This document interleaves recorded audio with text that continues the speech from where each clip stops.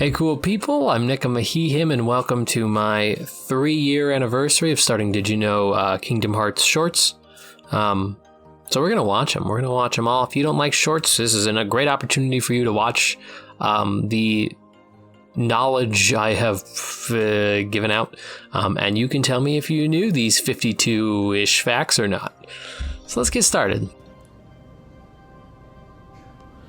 Sure. Let's start with 5 Chain of Memories facts. 1. The game was originally titled Lost Memories, but was reworked to Chain of Memories, and Lost Memories became a Keyblade for Ventus called Lost Memory. 2. The reason Chain of Memories was made for the Game Boy Advance was because Nomura heard feedback that kids wanted to play Kingdom Hearts portably. 3. The Slight system was based off Final Fantasy V, where you could only have on 3 abilities at a time. 4. Castle Oblivion's upper and lower floors represent the light and darkness of memory. And 5. Zexion is the only boss fight where Riku stays in dark mode for the entirety of the fight. I don't know what the light and darkness of memory is supposed to mean. And I don't think I ever will. This week we'll do 5 fun facts about Naminé. 1. According to the Character Reports Volume 1, Nomura wanted Naminé to come off as a fragile little girl and, quote, made her outward appearance very pale as though she might fade away at any minute.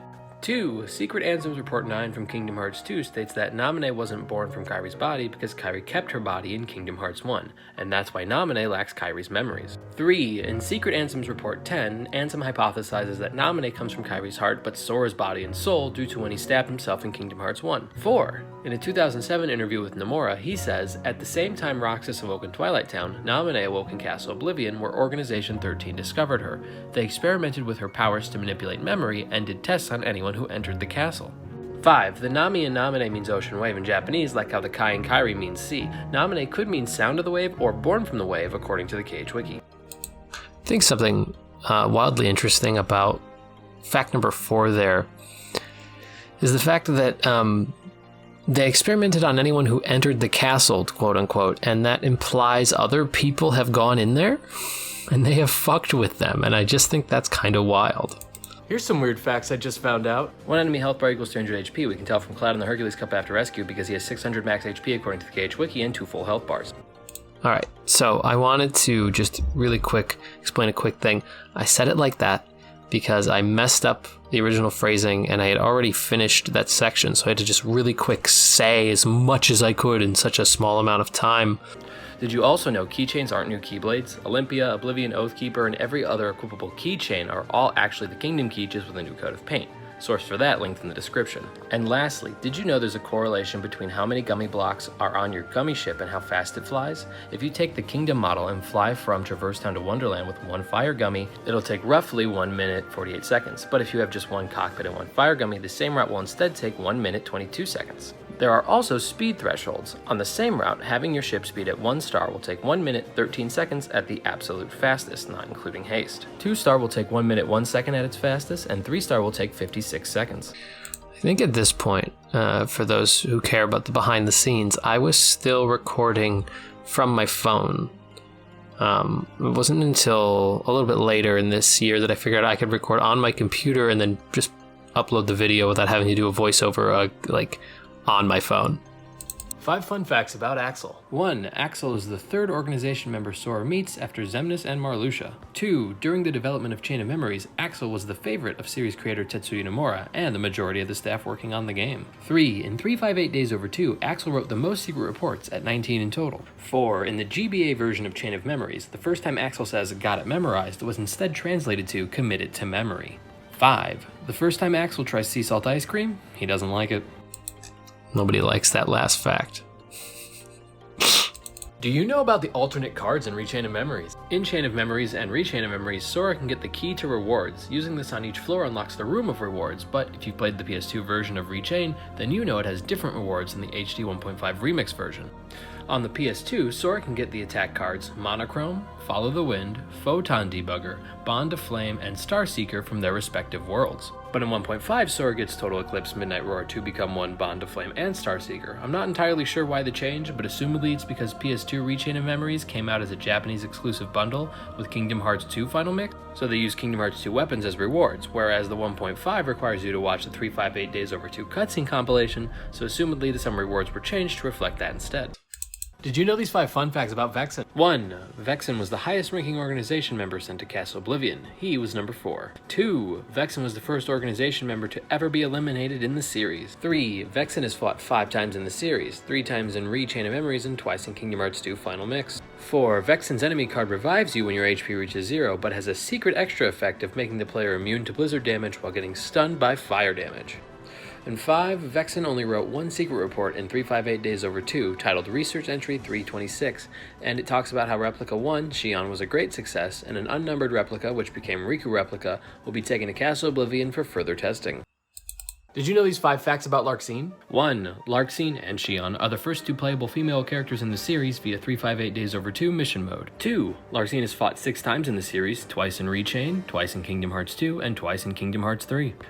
Now you could argue it's 1 extra time. I counted the final area and the data battle, but if you also count you have to fight her again in Rewind, you could say it's 1 more than that. But I think that's a little pedantic since it's the same fight as the base game. 3. Larxene's only entry in 358 Days Over 2 is her being pissed she has to teach Roxas about magic. 4. In the Kingdom Hearts manga, Larxene is defeated when Donald melts Sora's blizzard spell and Goofy shoots the now melted water out like a sprinkler, causing Larxene to incinerate herself when she uses her thunder powers just a moment later. 5. The reason Larxene was in Castle Oblivion was because Saïx knew she was a traitor, so he sent her away to be eliminated by Axel. Did you know these 5 facts about Marluxia? 1. Marluxia was discovered and brought into the organization by Xigbar. 2. Nomura says Marluxia became head of Castle Oblivion despite being low-ranking number 11 via his extreme cunning, quote, "He's quite the actor." 3. Marluxia is often surrounded by cherry blossoms, which symbolize the transient nature of life and death in Japanese culture, hence his scythe and rose powers representing death. Somebody very rudely pointed out to me that in Rechain of Memories those are rose petals, and that is a fair assessment to make, and because it's true. In the Chain of Memories version, the GBA version, he is surrounded by the cherry blossoms. So that was a visual mistake on my part. 4. Marluxia was the second character to use Doom in Kingdom Hearts. Only the Phantom at Neverland Clock Tower had used it before him. 5. Marluxia has 24 different weapons in 358 Days Over 2 mission mode, and almost all are named in reference to a flower. Do you know how to get any attack, magic, or item card in Rechain of Memories? There is something called RNG manip, short for random number generator manipulation, and RNG is something that exists in the game no matter what. It determines if cards drop and by what and where. Speedrunners of the game manipulate it to get specific cards they need, and we can do that too. When it comes to hitting objects in the field or buying card packs from the Moogle, there's 4 things that affect our RNG. How many times we've dodge rolled, how many times we've attacked, if we've recently reloaded our data, and which cards we've collected overall. The easiest way to try this is to make a new Moogle room next to a moment's reprieve. Save, reset, and load your data, because this resets your RNG. Then we dodge roll twice, enter the Moogle room, and talk to the Moogle. We'll get a free pack of attack cards, but if we reset and do it all again, we get the exact same free pack. I have now started, just to follow up, I have now started doing recordings from my computer instead of on my phone, which is very fun. Let's do 5 facts about Luxord. 1. Luxord is one of 2 organization members we don't have a confirmed somebody name or origin of, the other being Demyx. 2. Luxord's enemy card in Rechain of Memories allows the player to break any card regardless of its value, and it has a hidden benefit of making the player resistant to fire, ice, thunder, and special attacks. 3. Luxord and Xaldin are the only organization members with both facial hair and visible jewelry. 4. Many of Luxord's weapons in 358 Days Over 2 are named after the cards from the Tarot deck Major Arcana. 5. Luxord is the 11th organization member to be eliminated, only Saïx and Xemnas outlast him. I don't know why my voice is hitting that deepness. It's not an editing issue. I think I might have been sick, but like not that sick. I don't like not sick enough to not record, but sick enough to like audibly change my voice, you know?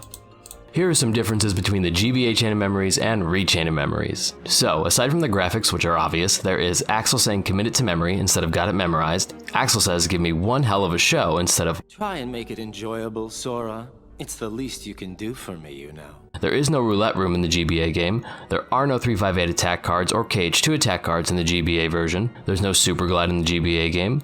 There's no random Joker in the GBA game. The minigames in 100 Acre Wood are completely different between the two versions. Vexen dies differently in the GBA version. There's no Zexian fight in the GBA version. There are multiple combat arenas in Rechain, whereas each world only had one in the GBA version. Guard armor is fought in a different district than Rechain. Riku can duel in Rechain when he couldn't in the GBA version. Goofy throws his shield at Larxene in Rechain instead of blocking her attack as he does in the GBA game. If you'd like to read more about the differences, I'll link the fandom page in the description.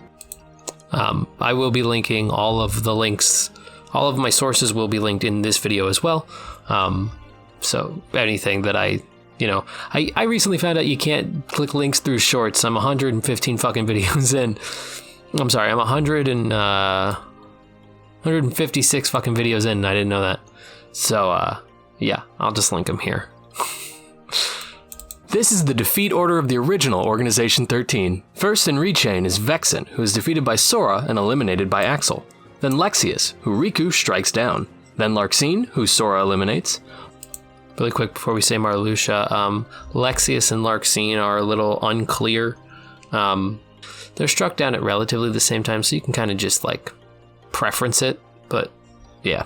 Marluxia follows by Sora's hands as well. Zexion comes next when Axel appears with Riku Replica. After that is Xion at the end of 358 Days Over 2, who is taken down by Roxas. Then in KH2, Roxas would technically be next. While never eliminated, he did return to Sora towards the beginning of the game, though if you consider his fight with Riku in Days or his fight with Sora towards the end of 2, I can see either of those counting as well. Next is Demyx, who was eliminated by Sora & Co. at Radiant Garden. Xaldin, who was eliminated by Sora & Co. in Beast Castle.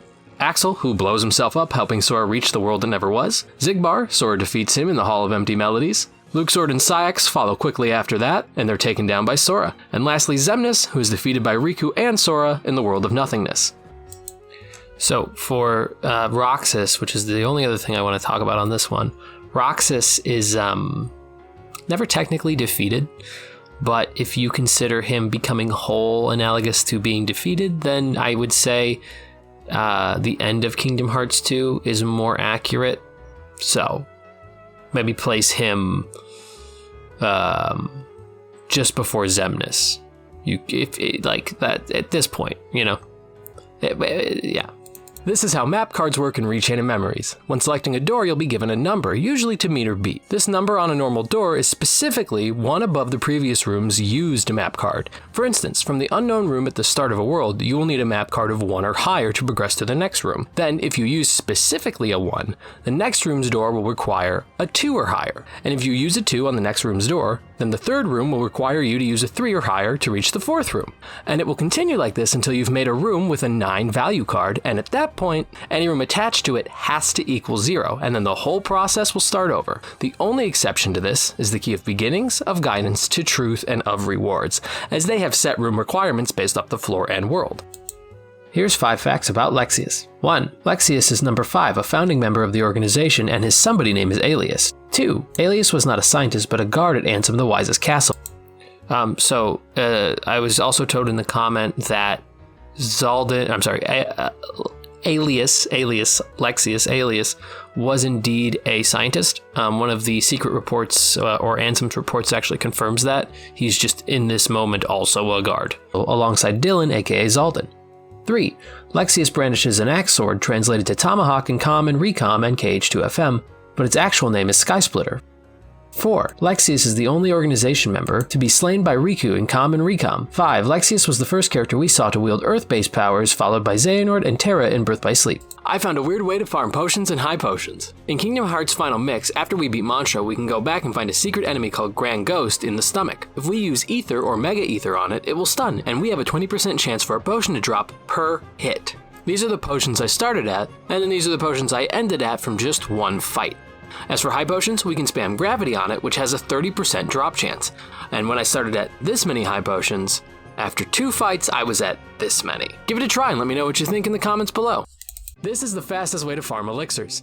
In Kingdom Hearts Final Mix, there are 4 pretty quick ways to farm elixirs. We can pull the 26 vegetables, cabbages, and pumpkins from Rabbit's Garden with a 2% chance for an elixir to drop, getting us roughly 2 elixirs per 3.5 minutes. We can also spam Thundaga on defenders in the 3rd district at a 1% drop chance per kill, which is about 1 elixir per 3.5 minutes. Or, there's a 4% drop from Fat Bandits if we hit its belly while it's inhaling, so mathematically it could be faster than either, but I got about 2 in 3.5 minutes. Otherwise, there's getting 50 hits on rare truffles, which has a 100% drop drop rate. And 50 hits takes a little under a minute, about 54 seconds, meaning we could theoretically get 4 elixirs in 3.5 minutes. However, the thing that would slow us down dramatically would be successfully spawning them. Meaning the fastest practical strat is either pull vegetables in Rabbit's garden or beat up fat bandits just before they breathe fire. I stand by the rare truffle way. Might not, it's like the fastest to perform, but it would be pretty slow in terms of spawning them. Rabbit's Garden's also fine. I like the rare rare truffle. I like rare truffle stuff. This is how the strength stat works in Kingdom Hearts 1. Sora's melee damage is determined by his strength stat. The formula to determine your damage works like this: Sora's strength minus the enemy's defense multiplied by the enemy's resistance to melee attacks. For example, the Soldier Heartless has 8 defense and no resistance to melee attacks. At the bottom end of the formula, Sora can do no less than 2 damage, so anywhere between 1 and 10 strength against the Soldier will result in 2 damage per hit. Once Sora is 3 strength above a Soldier, Sora will do 3 damage, and it's linear like that until 9 strength above an enemy's defense. Once that happens, the answer to our previous formula is plugged into this, and becomes exponential. So 9 strength above an enemy's defense becomes 10 damage, 10 strength above becomes 12 damage, and so on in a curve up to 29 strength above, where Sora will hit his damage high cap. Now a Soldier before rescue has 24 HP, so we need to be at 14 strength above, aka 22 strength, to one-shot a Soldier. And this formula will work for any enemy unless they have a built-in damage cap, which I will explain next time. Damage caps. I'm sorry, not damage caps. That was one of my first math video. So yeah, it actually had to be re-uploaded because this was the other one where the sound got taken off. And so a bunch of these ones that you're going to see have no music, simply for I didn't want to get the audio removed just because YouTube didn't like that song for some reason. And I'm only just now starting to put music back in. This is how damage caps work. Last time I explained how Sora's strength compared to an enemy's defense is calculated into damage. However, I ended with the caveat that some enemies, bosses especially, have what's called a damage cap, which essentially stops Sora's damage regardless of his strength stat past a certain point. Let's use Destiny Island Darkside as our example. Darkside has 300 HP and a defense of 6. For the last video, we only need 29 strength above its defense to do exactly 300 damage, aka 35 strength. However, Darkside has a damage cap of 20, meaning no matter how high Sora's strength is, we cannot do more than 20 damage. 20 damage is 13 strength above Darkside's 6 defense, aka 19 strength. So any strength Sora has above 19 will do no extra damage to Darkseid. Now all bosses have a damage cap, but they vary depending on the boss. You may have heard the soft cap is 55 strength, but that's not actually true. Angel Star soft caps at 57 strength, while Ice Titan soft caps the player at 59 strength. The true soft cap is 61 strength. I don't know where 55 comes from, but it's wrong. So just in case anyone's curious for damage caps, crits don't bypass damage caps, combo finisher doesn't bypass a damage cap. The only thing that does is resistances, and only Oogie Boogie and Ice Titan have resistances that are positive. So what you'll actually see usually is the damage will go down due to a resistance. Like if you shoot fire at Trickmaster, you'll only do 9 damage even though its damage cap is 20 because the resistance is times 0.49, which is 49% of the damage you would do, and then it rounds down. So yeah, math. These are going to get math heavy, by the way. Do you know about negative stats? In Kingdom Hearts Final Mix, you can go below 0 strength. I posted this picture to Reddit, and the user Spaghetti Programmer went in and tested all the outcomes of boosting or lowering Sora's strength. Conversely, -1 starts at B1 until B99 at -99 strength. Then -100 displays as B00, -101 is then B01, and it continues like that until -129 strength, where the display stat switches to 27, and then goes down to 00 at -156. And then -157 to -255, it goes from 99 down to 1. So how could you reach negative stats in a game? Well, if you did a level 1 run and equipped 2 prime caps by getting 100 hits on Pink Agaricus twice, you could reduce your strength to the negatives. What does a negative strength do? I fought the shadows in Destiny Islands, and if Sora is below 8 strength, it takes 6 hits to beat them. And since Sora is low capped at 2 damage, he can't go below that even at the negative value. Oh, at the very beginning I mentioned Spaghetti Programmer's sheet, and I was going to use positives, right? You can see that I cut the video because I couldn't fit positives. They still weren't allowing 3 minutes on shorts at the time, so I just cut the whole positive thing on that. And then at the end there, I mention negative stats with Sora if you get 100 hits on Pink Agaricus at level 1, and unfortunately that is just straight up a lie. At the time, it is At the time, I had thought it was possible, which is why I said it, but that's really not possible in an actual game because you wouldn't have enough magic to get 100 hits. So it is not in fact true, and I do apologize for that. I will scrub that from, that's not true. However, what is true is that if you are able to use a mod to get the prime caps in, you can see the negative numbers. But at that point, you might as well just mod a number editor, This is how fire magic works in Kingdom Hearts Final Mix. Fire, Fyra, and Firaga cost half an MP to cast, and the formula looks like this. M plus N minus D equals X. M is Sora's MP, N is an arbitrary KH wiki number, Fire is 20, Fyra is 28, and Firaga is 36 in Final Mix. And D is an enemy's defense. X is then plugged into the damage formula, 10 times 2 to the power of parenthesis X minus 9 and parenthesis divided by 4 and parenthesis equals Y. Y is input into the resistance formula. Y minus R equals Z, R being enemy resistance to a spell, and Z being the final damage. Here's an example. Blue Rhapsody has 10 defense before rescue, with a ×1 resist to fire, which is essentially no resist at all. So this is what the math would look like to one-shot a Blue Rhapsody before rescue. And it seems for some reason when the resistance is ×1, we round conventionally. So in this case, 23.78 rounds up to 24. Something worth noting about that assessment is that it's not entirely correct. What the game really seems to do is it has these numbers already pre-programmed. This the damage formula is relatively is like largely irrelevant because the game it already has these damages preset. So even though 24 is actually 23.78, the game will always just say you do 24. And then resistances are what actually round after that.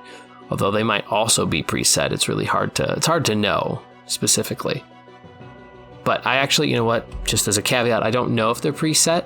There could be some rounding gobbledygook, but this would be the most logical thing I could think of is just you have preset numbers, and that formula is just how they found how they decided them.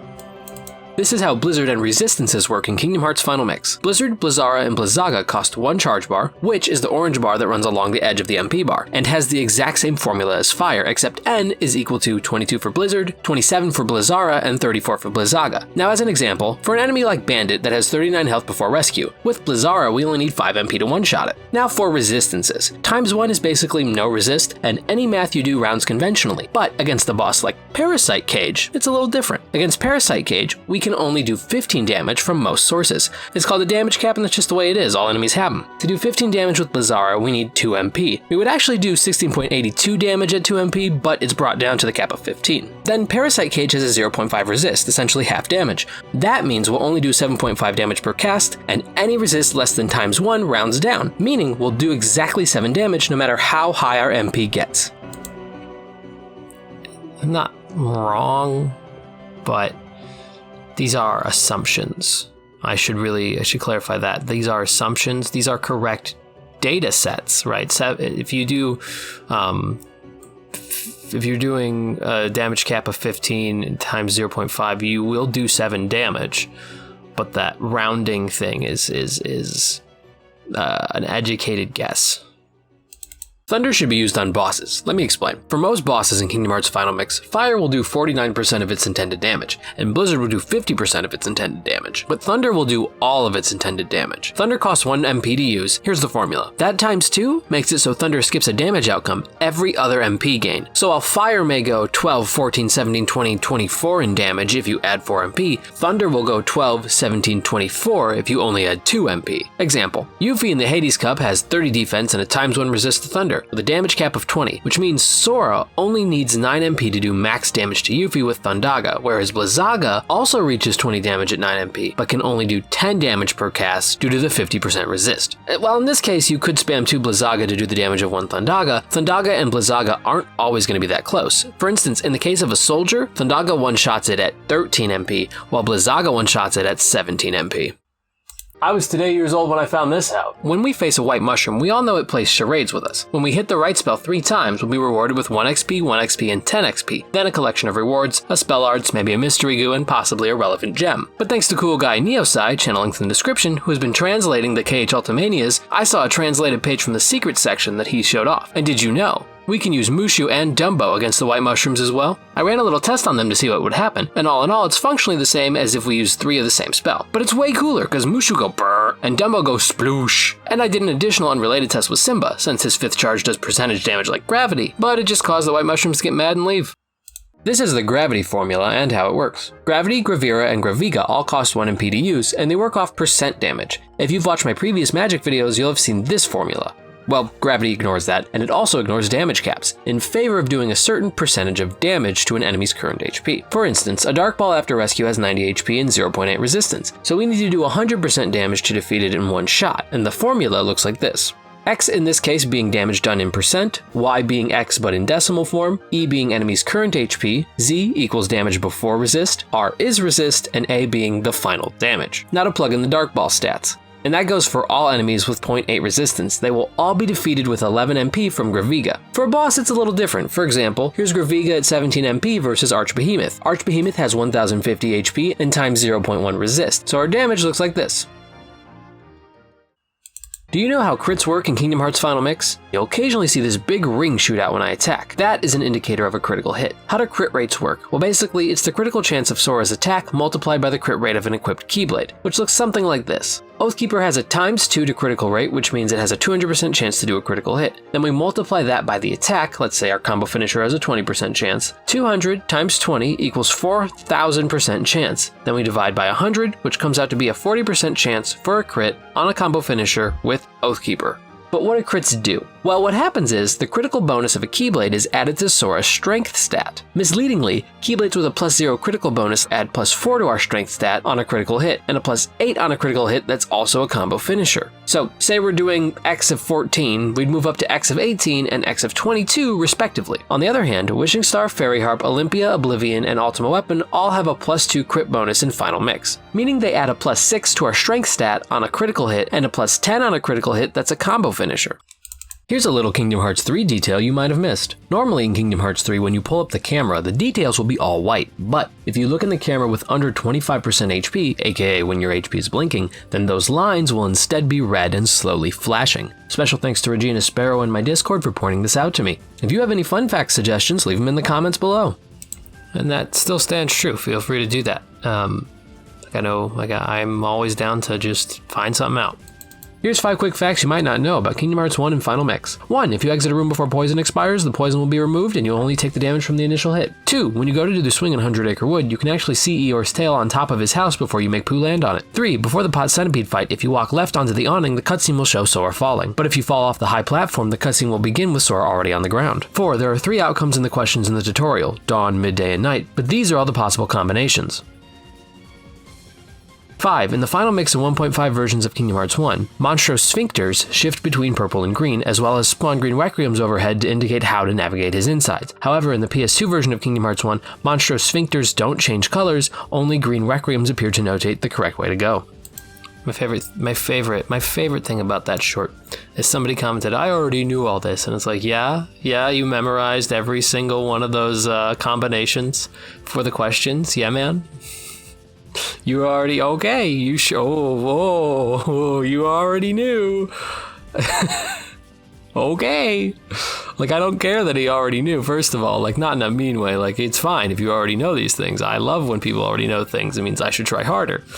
But it's just like, there's no way you memorized all those because it's not necessary. Goofy. Have you seen the new infinite jump glitch? In Kingdom Hearts Final Mix on the HD 1.5 remix for PS4, there's a spot in Halloween Town, here in the bridge, where if you land just right, you can jump infinitely into the air. You can then explore the connected rooms of Moonlit Hill and Graveyard. However, if you land in Moonlit Hill like I did, you will be soft locked and have to reset. But if you land in Graveyard, you can exit through the front gate, and you'll be spit out at the fountain back in Guillotine Square. This glitch was discovered by The Real Silver King, and I'll link their video below. I'll still link their video, but The Real Silver King actually commented on that and let me know that there was an additional glitch that happens with that, where if you go far enough out, the music just stops, which I think is pretty sweet. Did you know Arrow works the same way as Thunder? Firstly, Arrow, Aurora, and Aurora cost 2 MP to cast, and each tier adds something new. Arrow halves all incoming damage to Sora, and its formula for duration is duration in seconds equals 18 plus Sora's max MP. Aurora has the same effect as Arrow, but also comes with damage, and the damage formula looks like this. This is the exact same formula as Thunder, except the 8 makes it half as effective. But because it uses Thunder's formula, that means if our MP is high enough and the enemy's defense is low enough, we can actually one-shot an opponent with Aurora. Now, Aroga has both Arrow and Aurora's abilities and can also deflect attacks. But there's no listed recoil value in the Ultimania, which I'll explain in another video, so I don't want to make any assumptions, but fighting against pirates that do 90 recoil per attack, Aroga was able to deflect them all. Technically speaking, Aroga can deflect 100 recoil values, but 100 recoil values can't be deflected in the traditional sense. Like, they'll continue to attack even if you block them. They won't cause like a parry, so to speak. So the hundreds are weird. Did you know these little details in Kingdom Hearts Final Mix? Fun fact, Sora's jumping backwards off the Moonlit Hill. Just think that's fun. I wanted to see if I could beat Ursula without ever activating her cauldron, and after about 30 minutes I found out that at a certain point she just stops taking damage. If you happen to leave Neverland before fighting Anti-Sora without touching the ship hold save point, when you return, the landing menu will display Disembark instead of the ship cabin save point that you left from. Just before fighting Genie Jafar, there's this weird visual glitch that happens over by Jasmine. When we re-enter the lamp chamber, we can see the barrier from the Jafar fight flicker for a moment. Also, during the fight with Genie Jafar, you can attack the braziers in the arena. Lastly, when you visit Halloween Town, the first time we use Moonlit Hill, it will show Sora and friends walking over it, but every subsequent time it will just fade to black.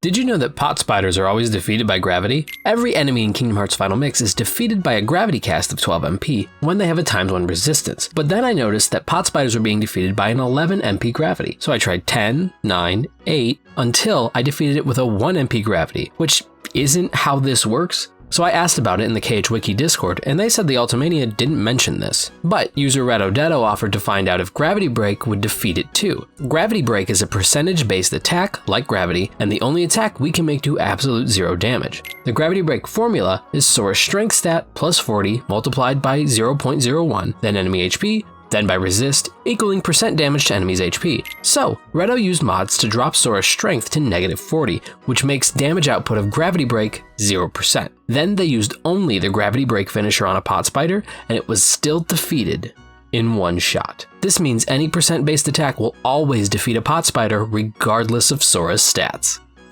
And that's wild, and that's a wild thing that they programmed in there.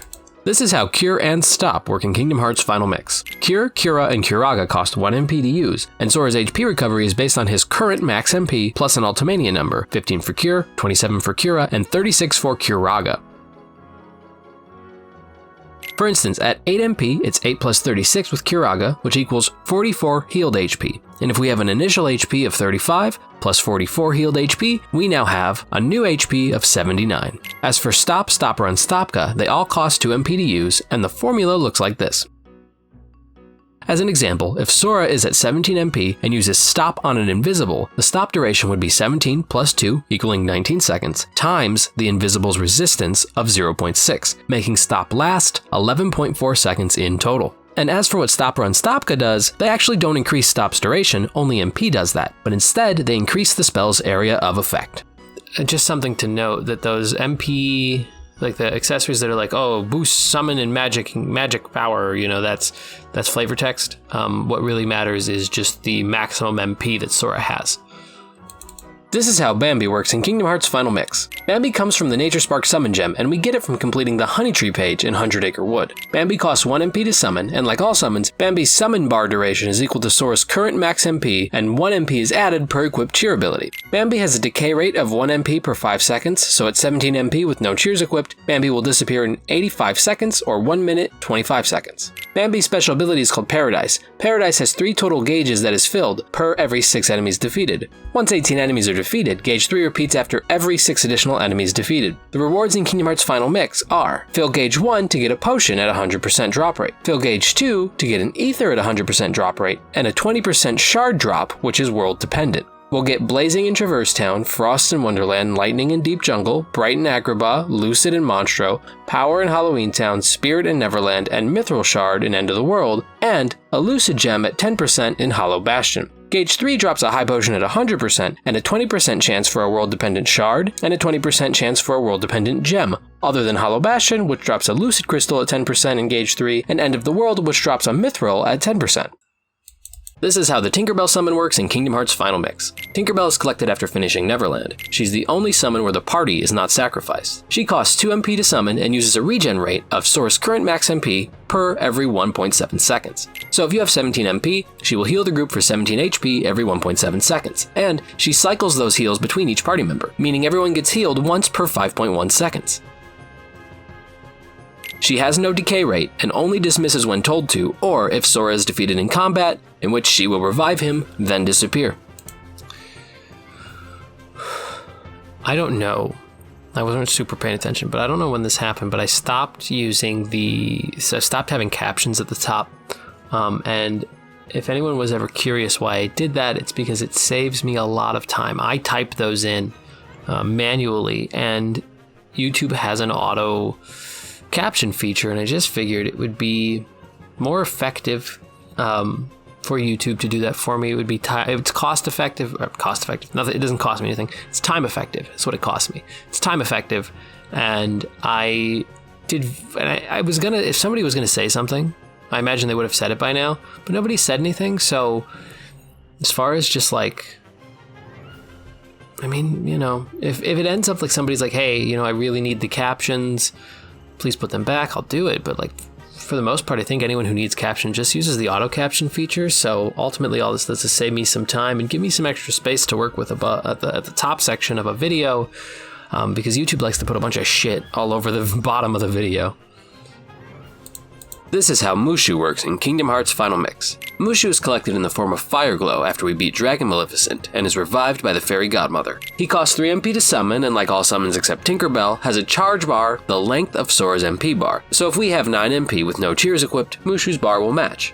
Mushu has a decay rate of 1 MP per 8.3 seconds, meaning at 9 MP, he will decay in 9 times 8.3, equaling 74.7 seconds, or just under 1 minute 15 seconds. And holding Mushu's Fire Breath will cause the bar to decay at triple speed. However, in the HD 1.5 version, I believe it is quintuple, as we can see in this clip. At 9 MP, Mushu's decay is approximately 15 seconds. 74.7 divided by 3 is 24.9 seconds, whereas 74.7 divided by 5 is 14.94 seconds. Now let's talk damage. Fire Breath's formula is this: R being enemy resist, and Z being the final damage outcome per each Fire Breath shot. At 15 MP against a 27 defense Sniper Wild, that's 9 damage per shot. Shout out to Jason Rose 098 for suggesting this episode.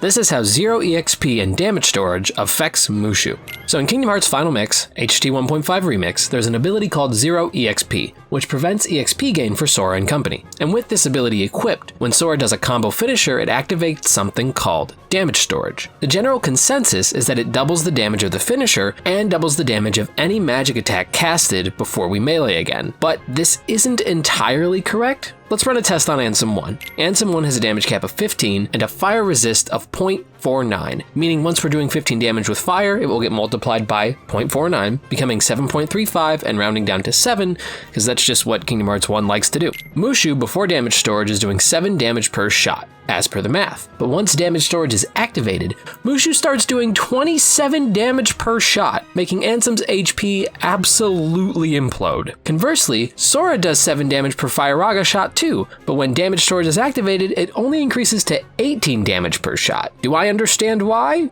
Nope, but maybe one day I will. Something worth noting that I'm going to say now is that I was misreading the Mushu bar. I went back and tested it with just 3 shots.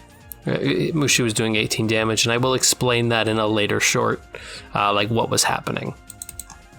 This is how Dumbo works in Kingdom Hearts Final Mix. We collect the Water Gleam Summon Gem from a chest in Monstro's mouth after we get High Jump from Geppetto's ship. Then when we return to Merlin, we can talk to the Fairy Godmother to revive him. Dumbo costs 3 MP to summon and can use Splash on enemies. He also gives Sora invincibility during the whole summon and can fly a short height above the ground. Dumbo's MP bar is equivalent to Sora's MP bar if no cheers are equipped. And he's at a decay rate of 1 MP per 5 seconds, meaning if Sora is at 12 MP, Dumbo will despawn in 60 seconds. But Using Splash triples this rate, so if it's held down the whole time, Dumbo despawns in 20 seconds. As for Splash, it does blizzard damage, but its formula is actually more like Thunder, and that formula is parenthesis m times 2 and parenthesis plus 14 minus the enemy's defense equals x.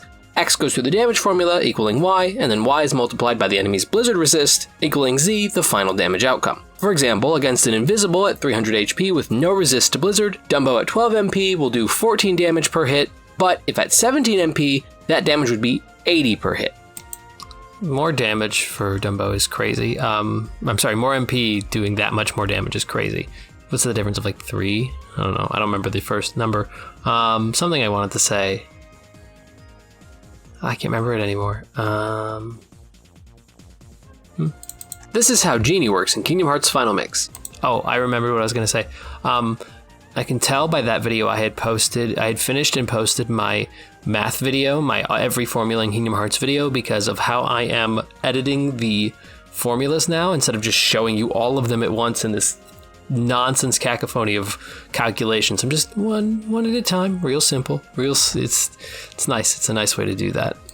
Genie costs 2 MP to summon and is collected after we complete Agrabah. Genie will have an equivalent sized charge bar to Sora's MP bar with no cheers equipped, and since Genie has a decay rate of 1 MP per 8.3 seconds, then at 14 MP, he'll be around for 116.2 seconds, which is about 1 minute 55 seconds. As for his attack Showtime, each cast removes 16.6 seconds from our total time. Showtime has 6 attacks, his Thunder works exactly the same as Sora's, his Gravity works the same as Sora's, except it does 20% instead of 40%, his Stop has no formula, it just lasts for 5 seconds, and his remaining 3 attacks, Stun Shot, Blow Away Shot, and Continuous Hit Shot, have formulas that look like this. Then, all of them are put through this formula to get our damage. With Sora at 14 MP, against a large body with 27 defense, we'll do 28 damage with Yellow Stun Shot, 57 damage with Red Blow Away Shot, and 14 damage 5 times with Blue Continuous Hit Shot. It was such a pain in the ass to get footage for Genie, because Genie does those 6 spells randomly, so fuck him. Hey, you got it, but I'm gonna kind of broaden this out. This is what the elements are in Kingdom Hearts Final Mix. Every attack Sora or a party member can do is categorized as an elemental attack. For instance, melees are an elemental attack, the element being weapon or physical. Fire, Ra, Ga, and Mushu are fire element. Blizzard, Ra, Ga, and Dumbo are blizzard element. Thunder, Ra, Ga, and Genie's Showtime Thunder are thunder element. Gravity, Ra, Ga, Zantetsuken, Gravity Break, and Trinity Limit are percentage element. Any version of Stop, Ra, Ga is part of the stop element. Attacks like Stun Impact, Simba's Proud Roar tiers 3 and 4, are stun element. Interesting thing about stun, sometimes it can act as a status effect, like when we knock back an enemy projectile. And lastly, as Grade A Lunatic of the Wild West says, there's a neutral or none element. Attacks like Aurora, Aroga, Simba's Proud Roar tier 1 and 2 all use the neutral element. Dark element also exists in Kingdom Hearts Final Mix, however, it's strictly used by enemies. Something I want to point out is the original comment itself. Fun fact, Genie and Simba are the only 2 summons to have attacks with neutral element, an element that fewer enemies resist, and even fewer bosses are immune to. So this is generally true. Genie and Simba are the only 2 summons to have neutral elements. That's true. The Continuous Shot, Blow Away Shot, and whatever the other shot is are neutral, and Simba's first 2 roars are neutral. But there are a lot of enemies with times 0.5 resist to it, which is bizarre, but I mean, by and large, this is correct. So that's pretty cool. This is how Simba works in Kingdom Hearts Final Mix. We get him from Leon in the Waterway as the Earthshine Summon Gem, and Fairy Godmother will revive him when we return the old book to Merlin. Simba costs 2 MP to summon, and like Genie and Mushu, has a decay rate of 1 MP per 8.3 seconds, and his attack Proud Roar costs 2 MP per 8.3 seconds, meaning 16.6 seconds will be shaved off of Simba's remaining duration. However, the charge up of Proud Roar does not count as part of the 16.6 seconds. Proud Roar has 5 tiers. Sora can access Tier 1 at 2 MP, Tier 2 at 4 MP, Tier 3 at 6 MP, Tier 4 at 8 MP, and Tier 5 at 10 MP. And this is their formulas. Tier 1 with Sora at 10 MP against the 27 defense large body will do 57 damage. Tier 2 with the same conditions will do 80 damage. Tier 3 will do 113 damage and stun. Tier 4 will do 160 damage and do stun as well. Now Tier 5 works more like a super powered gravity. So against Archbehemoth that has a 0.1 resist to gravity, Tier 5 Proud War with 10 MP will do 367 damage out of Archbehemoth's 150 HP. Out of Archbehemoth's 1500 HP. Whoops. You can lose to Cypher in the beginning of Kingdom Hearts 2. On the very first day after you grab a struggle weapon, you do a brief 3-hit tutorial, and then you must do a mini-boss fight against Cypher. But did you know you can actually lose this fight and the game will continue anyway? Here's the win outcome. Cypher's not feeling so hot, you know? Tournament decides.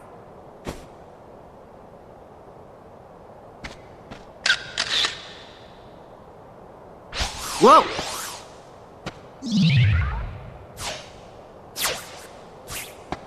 What was that? The thief? And here's the lose outcome. The righteous reign supreme, you know?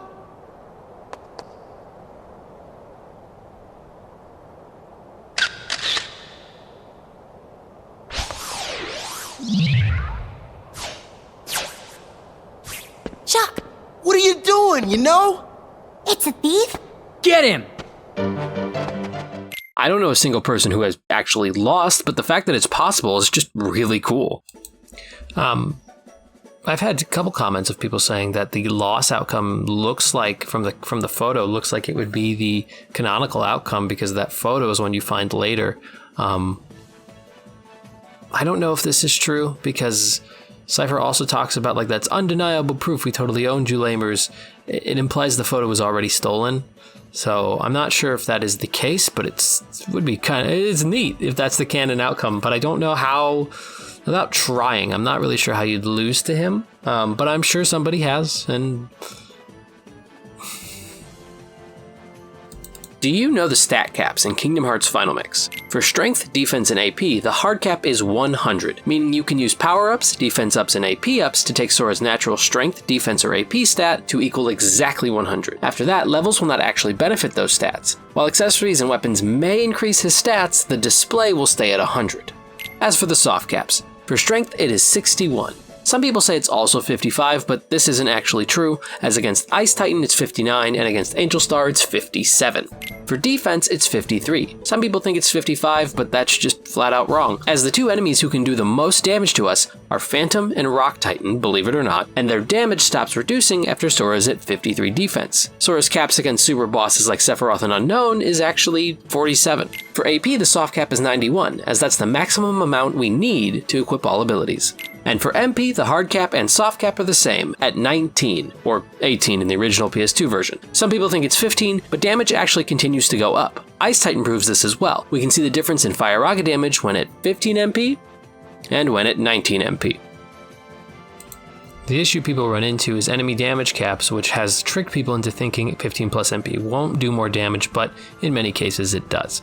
Something else I want to point out is that categorizing in Kingdom Hearts 1, most Kingdom Hearts games actually, categorizing Sora's stat caps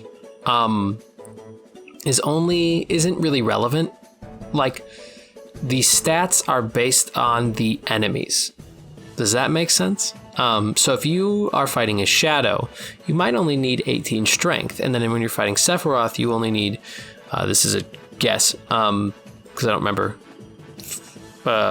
50, no, I think him is 61, yeah. 61 strength and 10 strength. But 61 strength against that Shadow will do the exact same amount as 10 strength, or whatever number I said, because of damage caps and or just one-shotting. But like, you get what I'm saying? Like, it's actually enemy-based and not, in fact, Sora-based. So, yeah, Sora's not based, I'm so sorry.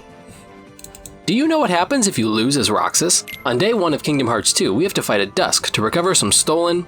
During Phase 1, Roxas has no Keyblade, so losing just pushes us on to Phase 2. Once we're in Phase 2, with a Keyblade, if we were to lose again, The game will actually just auto-heal us once we reach 0 HP, making this fight impossible to lose. On day 3, the Dusks will attack again, and while in the Sandlot, if we lose here, we'll just be pushed forward to the Dream Weapon choice. Once we get the Keyblade, we'll have to fight 3 Dusks, and if we lose here, the game auto-heals us again, making this fight unlosable as well.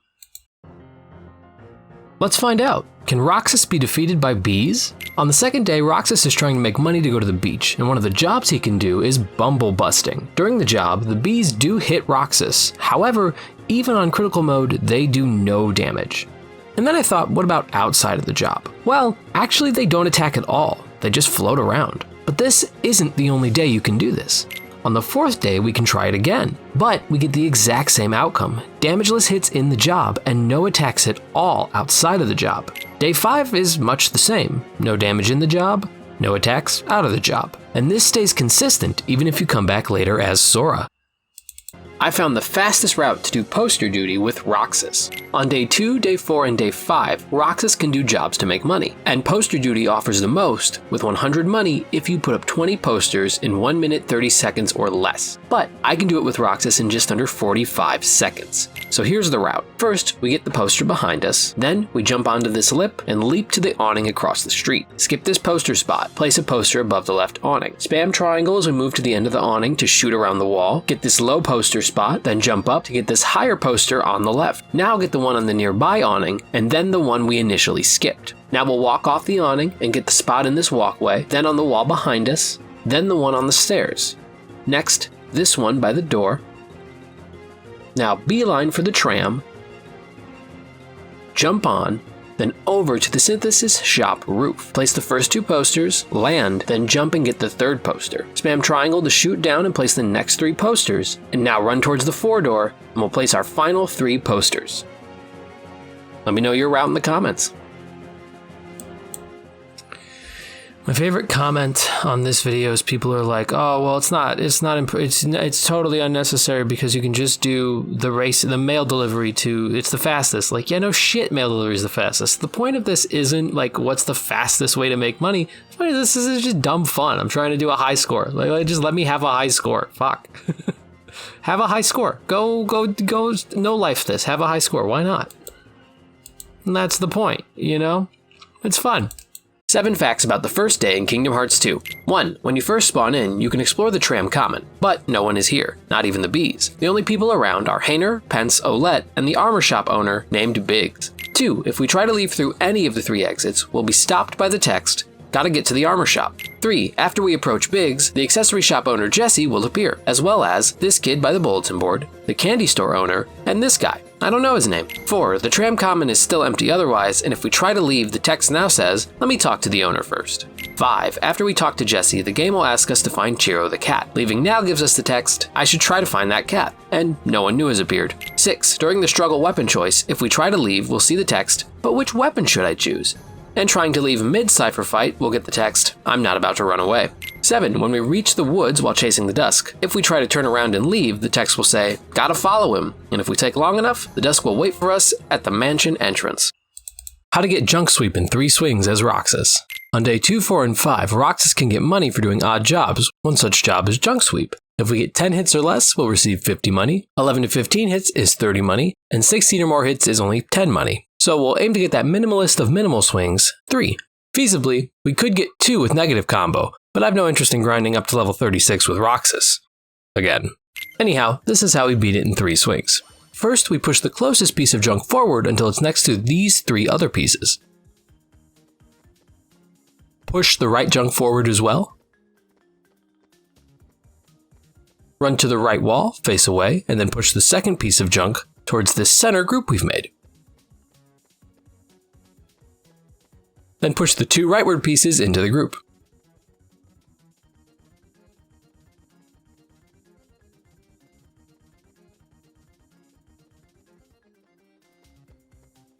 Then we'll go to this lonely corner junk piece, push it rightward slightly. Line Roxas up with the left crease between the 2 far buildings, then combo, and if done properly, all 9 junk pieces will be destroyed. That was another one where my voice is like down here for some reason. I don't know if I'm just going through a second puberty. I'm 30 now. I mean, maybe it's puberty 2 time. Who's to say? Another favorite comment on that one is that somebody's like, well, I did it in one as Sora. Well, yeah, no shit. 2 negative combos, you just line them up, you could do it. Yeah, I mean, good job, but also just like, we're not talking about Sora. It's about high scores. It's about fun. Low scores in this case. But you know what? In fairness, they did give me a low score. I'll give them that. Just not with Roxas. Have you seen all 3 trains in Twilight Town? In Kingdom Hearts 2, there's 3 kinds of trains. The blue one that takes us to Mysterious Tower, the orange one that takes us to the far side of Twilight Town, and this green one. We can see several in Central Station, and we can see it out in the world riding on the rails. And if you want to get technical, there's also 2 trams, one in the Tram Common, and the other in Sunset Terrace. I included those fucking trams because I knew somebody was going to run their mouth about, oh, you didn't include the trams. Shut up. Shut up. Also, as a fun fact, I started watching KH Guides around this time, and I really enjoy the way he edits. So I started trying to like really just in my head be like, what are some things I can do to be more clear in the editing? And that's where the little finger pointer comes from. I really like his style, and I'm not necessarily trying to steal or emulate it, but I do want to have, like, my takeaways from it are that I should try harder, right? And there is no, it's good to do that, is basically what I'm getting at. Here's odd facts about the second day. If you leave before touching the save point, Roxas will say, I think I should stand in that light, and there's nothing examinable in the room. When touching the save point, you don't actually have to save. If you go back into the usual spot after the cutscene, both posters, the couch, and the dartboard can now be examined. If you try to leave to the sandlot, Roxas will say, everyone's waiting at Market Street. You can examine the struggle poster and the lamp for directions. Going to the 3 door says, looks like it goes through, but I can't use it now. And examining the nearby pipe says, bring bulk garbage to Tram Common Repository. Shout out to Blair for letting me know that's actually a poster, not a pipe. Once we reach the board, Pence gives us some tips on what to do. Olette tells us where Hainer is. Talking to the guy at the top of the hill tells us about his job listing. And if we talk to Hainer before getting any money, he'll remind us that we need to get 800 money. The 5 door says the same as the 3 door did. And lastly, trying to enter the actual station will give us the text, we need to make more money before we can ride. Next time, I'll explore even more. Oh, really quick before we start 154, I've started putting music back in. It took like 20 weeks, but I did it. Again, I'm now using my own music instead of like relying on like, oh, add addition new music in from YouTube. No, not doing that. Not doing that anymore. Neat details about the second day. In Station Heights, if we examine this big sack on a cart, it will say it's locked and won't move. The lady at the bottom of the hill will tell us about her mail delivery ad. The kid in the shop will tell us about Twilight's lax child labor laws. The guy in the weapon shop is too busy making weapons for the struggle tournament on day 4 to sell to us right now. We can hit the grandstander ball, but we won't get any score for it. If we talk to the little girl, she'll allude to her help wanted ad. If we try to go to the Sandlot, Roxas will say, I've got a job to do. In Tram Common, Pointy Hair, Old Lady, Jessie, the kid, and Biggs will tell us stuff from the first day. This is the first time we see the tram running. The old man in the alcove will talk about how he needs the junk cleaned up, and we can break all the pieces for 26 money. If we try to leave to the woods, Roxas will say, I need to make some money. And if we visit the lady near the tram garage, she'll tell us about the bees and her extermination ad. I've said it in another video, but the bees actually won't attack us outside of the job, and we'll get 6 money for beating all 3 groups of bees. Lastly, if we reach 2,000 money, we'll get a special cutscene.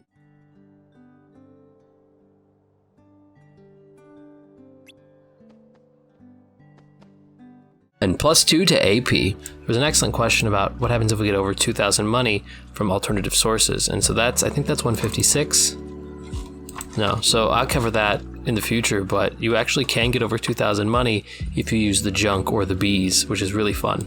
How much money do we need for the second day? On the second day, we have to do jobs as Roxas to get money for the beach. We start with 150 money and can reach various thresholds to progress. Unlike in the FF3 rando, we do actually have to complete at least 1 job. If not, Hainer will be walking around and ask if Roxas will meet his quota and that he's counting on us.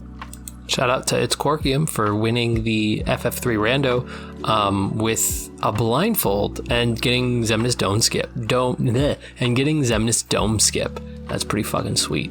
He had a blindfold on. I was in there. That was wild. Once we do at least 1 job and are under 800 money, we'll return to Hainer and complete the day. However, he'll say, this should cover expenses. We'll get no AP bonus. And then in the next cutscene, Hainer will say, good job. If we get over 800 but under 1200 money, Hayner will say, way to go Roxas. We'll get +1 to AP, and in the next cutscene, Hayner says, nice going Roxas, and Olette says, I knew you would do it.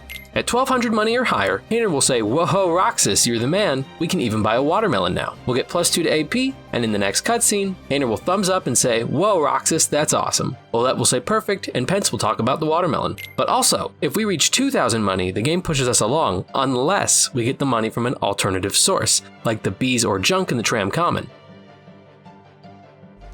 Alright, so this one I actually do explain what had happened. This is how 0EXP works. I want to correct something on this video where I'm using Mushu on Ansem. I say I'm doing 28 damage, however, I misread the pixel measurer. In fact, I am doing 18 damage. And I end that video confused, but now I understand. You see, 0EXP has some hidden properties. First of all, it has a formula. If any enemy has below 300 HP, we get no benefit. But if one has above 300 HP, then this formula kicks in. Total enemy HP divided by 300 plus 4 equals the new damage floor. Formula credit to Drake Blackwell, KCX, and DC Seth. It is KSX, I just misspoke there. So for example, in the case of Ansem 1, we see his max 1500 HP divided by 300 is 5, plus 4 makes our new damage floor 9. And as a side note, we can bypass that floor if our strength stat brings our damage above it. Now, there's another factor to that formula. If damage storage is active, we multiply the initial equation by 2.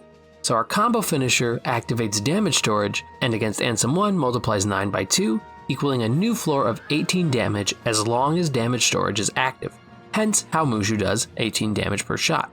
Something you probably already know is that 0EXP also gives a built-in second chance as long as we're at full HP. There's also some weird stuff it does with stop, but I'll cover that another time. I'm Nick, I'm a he, him, and thanks for watching Did You Know Kingdom Hearts?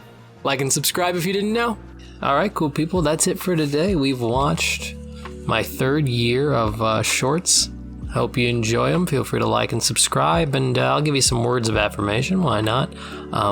You are never a burden for having emotions or for talking to people about them. If someone treats you like a burden for having emotions, it's either because A, they need space, or B, they're an asshole.